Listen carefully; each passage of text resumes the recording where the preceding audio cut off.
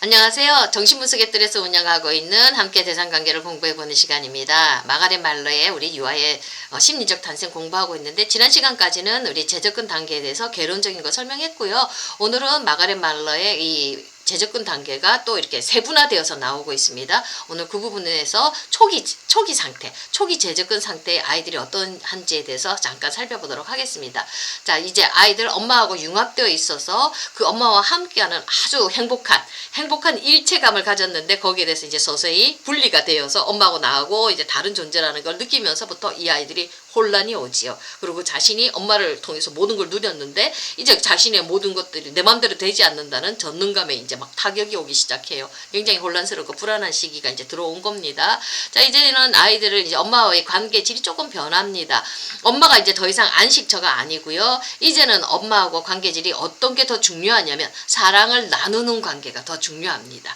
자, 이때 이제 막 아이들 세상에서 뭔가 발견했죠. 뭐 종이 쪼가리라든지 나뭇잎 같은 거, 돌덩어리 같은 거, 지가 세상에서 막 성취해 왔어요. 근데 이 발견물들을 엄마와 함께 나누기를 원합니다. 공유하고 싶어요. 자, 이 사랑을 함께 나누는 사회적인 상호작용 관계로 넘어가지요. 이게 이 아이들 단계에서는 더 중요하다는 겁니다.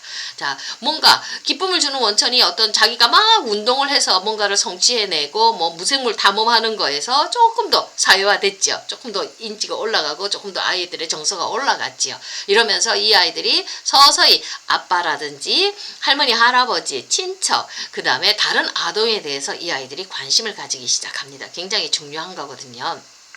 자, 초기 재접근 단계에서 아이들이 이제 분리가 막 올라오면서 분리 반응을 하는데, 자, 처음 연습기 동안에는 엄마가 없을 때 아이들이 저조한 기분이 들었어요. 근데 요때 단계 아이들은 조금 틀려집니다. 엄마가 없을 때, 분리를 자각할 때 이 아이들은 슬픔을 느낍니다. 더 고차원적인 감정입니다. 아파요. 너무 견디기 힘들어요. 이 슬픔을 감당할 수 있는 강한 자아가 아직은 이 아이들이 발달되지 않아서 이 슬픔을 견딜 수가 없어요. 그래서 이 아이들은 막 슬픔에서 살아남기 위해서 방어 조직을 만들기 시작하는데, 이때 아이들이 보이는 행동 특징이 뭐냐면 과도하게 활동하는 겁니다. 그리고 아주 안절부절 못하는 행동을 해요. 들어가지도 못하고 나가지도 못하고 이러지도 못하고 저러지도 못하고, 엄마한테도 똑같아요. 이렇게 요구했다가 저렇게 요구했다가 이 요구 들어지면 또 딴 거 하고, 아이들이 종잡을 수가 없고 변덕을 굉장히 많이 부려요. 굉장히 정서적으로 불안정한 시기고 우리 엄마들이 굉장히 힘들어하는 시기거든요. 근데 이 아이들이 이런 식으로 과도하게 활동하는 것, 그다음에 안절부절 못하는 행동, 이거 다 ADHD 아이들의 전조거든요. 이런 행동, 막 아이들이 산만하고 불안한 행동들, 이런 거 막 과하게 활동하는 이 모든 것들이 사실은 그 깊은 마음 속에서는 슬픔이 있다는 겁니다. 엄마를 상실하는 것에 대한 불안 말고 슬픔이 있어서 이 아이들이 이런 반응들을 보인다는 겁니다. 자, 요 슬픔, 해결되지 못한 슬픔, 무의식에 그대로 들어가면 성인의 우울증이 되는 겁니다. 우리 성인들 가슴속에 우리 요즘 많이 우울증 있죠. 이 우울증이 뭐냐면 바로 이겁니다. 엄마를 상실하는 것, 엄마를 애도하지 못해서 오는 경우, 그래서 이 가슴 깊은 곳에 슬픔들이 무의식 깊은 곳에 담겨져 있기 때문에 이것이 그냥 해결되지 않으면 우울증으로 만들어지는 거거든요. 성인 우울증의 뿌리가 되는 겁니다. 그러니까 요때 아이들 엄마를 잃어버리고 상실하고 자기 자신을 분리개별화가 되어져서 자기 자신을 잘 찾아나갈 수 있도록 우리 부모님들이 요때 잘 해줘야 되겠죠. 요때 아이들하고 엄마하고 갖는 이 상호작용의 패턴, 관계 패턴의 질이 바로 성인의 인격 구조를 만드는데, 성인의 성격 구조를 만드는데 그대로 들어가는 거거든요. 그러니까 이때 얼마나 우리 어머니들이 신경 써서 해줘야 되는 게, 이 성격 구조가 그대로 평생을 가기 때문에 무의식에 심겨지기 때문에 우리 엄마들이 잘해줘야 돼요. 그럼 어떻게 해주느냐? 자, 재접근 단계가 이제 진행되면 이제 아이가 서서히 엄마에 대한 부재를 이제 깨닫죠. 불안해요. 그리고 우울하고 슬퍼요. 그럴 때 아이들은 지도 살라고 적극적인 해결 방법들을 만들어 나가기 시작합니다. 자, 어떻게 하냐면, 요때 서서히 다행인 거는 부모를 대신하는 다른 성인들하고 아이들이 관계를 맺기 시작해요. 요게 재밌어야 됩니다. 엄마하고 노는 것 말고 아빠하고 노는 것도 재밌고, 삼촌하고 노는 것도 재밌고, 할머니하고 노는 것도 재밌고, 유치원 선생님하고 노는 건 더 재밌고, 유치원 친구들하고 노는 건 더 재밌고, 이런 재미를 느껴야 돼요. 그래서 엄마 말고 다른 세상이 즐겁다는 거, 세상이 무섭지 않고 세상이 정말로 재밌고 유쾌하다는 걸 아이가 경험해낼 때 엄마 말고 세상에 집중하겠죠. 그러면서 서서히 떨어져 나가거든요. 세상이 즐거워야 돼요. 그래서 다양한 사회 접근을 할 수 있도록 우리 엄마들이 기회를 제공해주고, 그리고 아이들이 즐겁게 놀 수 있는 기회들을 많이 제공해 주어야 됩니다. 그리고 또 하나는요, 요때 상징적인 놀이들이 막 발달하기 시작하지요. 막 그러면서 자, 요때 어떤 놀이들을 하냐면 깍꿍놀이는 제가 저번에 설명했습니다. 아이가 엄마가 사라졌다가 다시 나타날 수 있다는 거, 그 놀이를 하는 그 분리불안을 다루는 놀이가 바로 요 깍꿍놀이거든요. 사라졌다가 다시 나타나고 내 눈앞에 사라지는 게 영원히 사라지는 게 아니라 다시 회복되어 줄 수 있다는 걸 우리 아이들이 배울 수 있는 놀이거든요. 바로 그 상징놀이가 깍꿍놀이이기도 하고요. 그 다음에 공놀이도, 공이 던져졌다가 다시 오지요. 요런 놀이, 사물이 사라졌다가 다시 나타난다는 사실을 이해하는 데 도움이 되는 놀이 형태들을 놀아야 돼요. 비눗방울 놀이도 굉장히 좋고요. 그 다음에 우리 프로이드가 손자가 했던 그 포르투다 놀이 너무 유명하지요.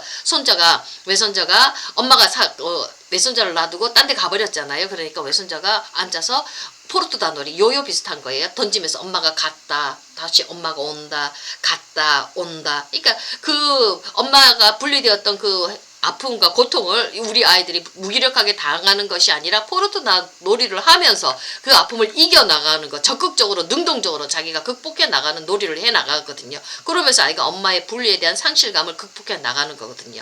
그러니까 놀이를 통해서 아이가 자기 자신에 대해서 자신감을 가지는 겁니다. 이런 놀이를 많이 할 수 있도록, 상징적인 놀이를 많이 할 수 있도록 기회들을 제공해 주어야 돼요. 그러면서 아이들이 엄마가 사라지는 게 아니구나, 다시 회복되어질 수 있구나, 다시 오는구나, 나는 이걸 아주 잘 극복해 나가는구나, 이러면서 스스로 적극적으로 극복해 나갈 수 있는 방법을 하나 더 많이 개발해 낼 수가 있는 거지요. 이런 놀이라든지 그 다음에 다른 성인들과의 즐거운 세상 경험을 통해서 아이가 엄마를 떠난 다른 세상을 향하는 발걸음이 좀 더 가벼워질 수가 있겠지요. 자, 요때 엄마와의 관계 경험, 여러 대상들을 만난 경험들이 대상 표상의 어떤 초기 내재화가 서서히 시작되죠. 굉장히 무서운 말입니다. 왜냐면 이때 경험했던 엄마, 좋은 엄마, 나쁜 엄마, 내 무식 안에 그대로 들어간다는 거거든요. 아까 처음 얘기했던 것처럼 엄마를 상실한 이 슬픔이 제대로 해결이 안 되어진 채로 무식 안에 들어가면 우울증이 돼버리잖아요. 이 대상 표상들이 내 마음속에 들어오는 걸 통해서 우리 성인들의 성격 구조가 그대로 잡히는 거거든요. 편집증도 잡힐 수 있고요. 그 다음에 불안 증상들 있잖아요. 여러 가지 공황 증상들 다 요때 경험했던 것들, 분리되어져 나갔을 때 요때 엄마들이 제대로 잘 해줘서 아이들이 분리를 건강하게 견디면서 나갈 수 있도록 해주느냐 못 해주느냐, 요때 경험한 거에 따라서 공황장애도 올 수 있고요, 우울증도 올 수 있고요, 불안장애도 올 수 있고요. 여러 가지 성인들의 성격 구조가 요때, 심리적인 성격 구조가 요때 잡히는 거거든요. 굉장히 중요한 시기니까 우리 어머니들이 신경 써서 애들을 돌봐줘야 돼요. 자, 그 다음에 요때는 서서히 이런 분리하고 떨어져 나가면서 다행히 좋은 건 뭐냐면 아이의 자아가 구조화되기 시작합니다. 그리고 응집적인 어떤 자기가 확립되기 시작합니다.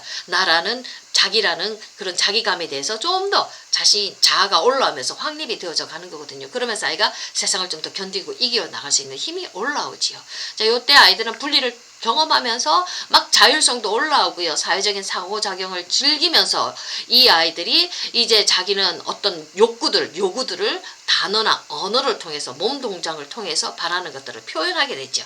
그러면서 언어도 발달하게 되고요. 자기 자신에 대한 느끼는 감들을 엄마한테 표현하면서 언어화시키면서 아이들이 자아가 좀 더 세련되게 만들어지기 시작을 합니다.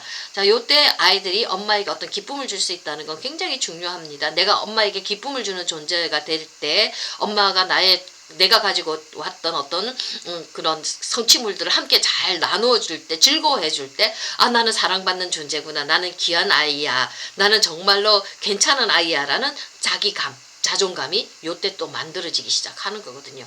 내가 갖다 준 게 엄마에게 기쁨이 되지 못한다고 생각할 때 나는 쓸데없는 아이가 되잖아요. 쓸모없는 아이가 되잖아요. 그럼 자존감 바닥이 되겠지 않습니까? 요때 아이가 엄마에게 나는 기쁨을 줄 수 있어, 유능감의 근원이거든요. 나는 엄마에게 즐거움을 줄 수 있어, 엄마는 나 때문에 행복해, 요런 감정들 아이들이 느낄 수가 있어야 됩니다.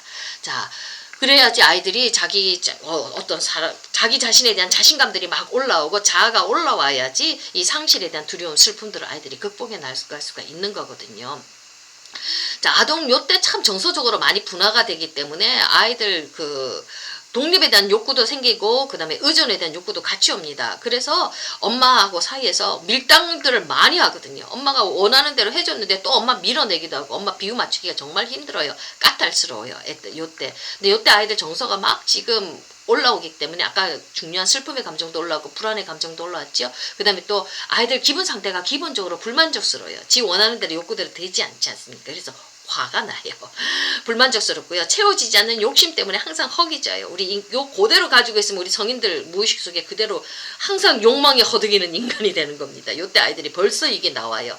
그 다음에 기분이 빨리 바뀌어요. 막 짜증도 막 많이 불려요. 기분도 얼마나 많이 바뀌느냐면요. 제가 조금 전에 이제 상담하고 온 아이 있는데 1분 전에 울었는데 다들 엄마가 이제 요만큼 놀았으니까 엄마 나가 있으세요 이랬더니 애가 막 울라고 하는 거예요. 막 울어요. 그래서 제가 괜찮아요. 그냥 어머니 있으세요 이렇게 얘기했더니 조금 1초 전에 그 얘기 울던 아이가 그 다음에 그냥 또 싱싱거리면서 생글생글거리면서 노는 거예요. 감정이 이렇게 급변해요. 초기 아이의 발달 상태를 점검하기 위해서 제가 이제 아이하고 엄마하고 같이 놀게 했는데 진짜 극적으로 아이들 감정이 왔다 갔다 합니다. 이렇게 정서가 이렇게 막 분화되어서 나오는데 이 정서를 감당하고 조절하는 능력들은 아이들이 아직 안 발달되어져 있어요. 근데 요때 엄마가 어떻게 해주느냐에 따라서 아이의 성격 패턴은 그대로 굳어집니다. 동일시라는 정신기제가 나오기 시작하거든요. 엄마가 화를 내는 모습을 통해서 엄마가 감정을 다루는 그 모습을 동일시하면서 아이도 똑같이 합니다. 그러니까 엄마가 화를 폭발하면 아이도 화는 저렇게 다루는구나 이래서 자기도 감정을 폭발하는 걸로 아이들은 반응을 하거든요. 정말 조심해야 되는 단계입니다. 동일시라는 기제가 이제 서서히 정신기제가 발달되기 때문에 엄마가 감정을 다루는 모습을 보면서 감정의 세계를 다루어 나가기 때문에 엄마가 감정을 잘 언어화시켜서 잘 조심스럽게 잘 다루면 아이도 똑같이 배우는 거거든요. 요 훈습 단계 하는 동안 자기의 감정을 이렇게 몸으로 배우는 이때에 우리 엄마들이 좋은 롤 모델이 되어 주어야 됩니다. 또 요때 아이들은요. 정서 범위가 막 확대되면서요. 감정이입을 시작합니다. 다른 사람, 아픈 사람, 슬픈 사람 보면 친구가 울면 같이 울고 같이 아파할 줄 알아요. 그래서 공감하는 능력도 발달되고요. 그러면서 같이 뭔가 함께 나눌 수 있는 그런 감정의 세계들이 좀 더 많이 발달되어지기 때문에 아이 참 이때 같이 친구 우는 거 보면서 같이 또 막 울거든요. 지는 왜 우는지도 모르고 울거든요. 이러면서 아이들이 점점 감정도 분화되고요. 다루는 능력도 부모를 보면서 조금씩 아이들이 감정을 다룰 수 있는 능력도 배워나가기 시작합니다. 자, 요 재접근 동안에 많은 위기도 있지만 대상 항상성 확립하는 게 가장 중요합니다. 이게 수만 번 좋은 엄마를 경험할 때 오랜 세월의 엄마를 경험하는 이 시간들이 되어질 때만이 우리 아이들이 엄마가 사라지는 거 아니구나. 우리 엄마 나에게 지금 화났지만 다시 우리 엄마의 사랑을 회복할 수 있구나. 이런 대상 항상성을 아이들이 확립할 수가 있거든요. 요게 확립이 딱 되면 엄마하고 충분히 분화가 되어지죠.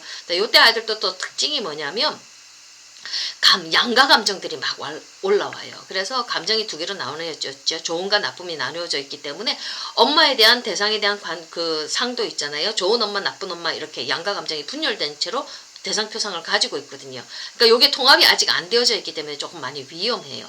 그러니까 그대로 나쁜 엄마 들어가 있고 좋은 엄마 부서 있으면 좋은 엄마를 이렇게 간직하고 싶기 때문에 나쁜 엄마에 대한 이미지는 다른 사람한테 투사해서 선생님을 아주 나쁘게 본다든지 선생님 말 안 듣는다든지 이런 식으로 그 나쁜 대상은 다른 사람한테 던져버리고 투사해버리면서 그렇게 관계 패턴을 가며 이 아이가 사회생활 하는데 힘들잖아요. 그러니까 이 양가 감정을 우리 엄마가 튼튼하게 버텨내줄 때 통합해낼 수 있도록 요 발달 과업이 요때 발달 과업입니다. 자, 엄마 대신에 다른 좋은 대상들을 경험할 수 있는 기회를 많이 주고요. 외부 세계에 대해서 흥미를 막 북돋아 줄 수 있는 그런 것들을 성인들과의 관계의 길을 열어주는 것들이 이 위기의 시기를 잘 넘어갈 수 있는 좋은 그런 기제가 될 수가 있습니다. 감사합니다. 오늘은 여기까지 하겠습니다.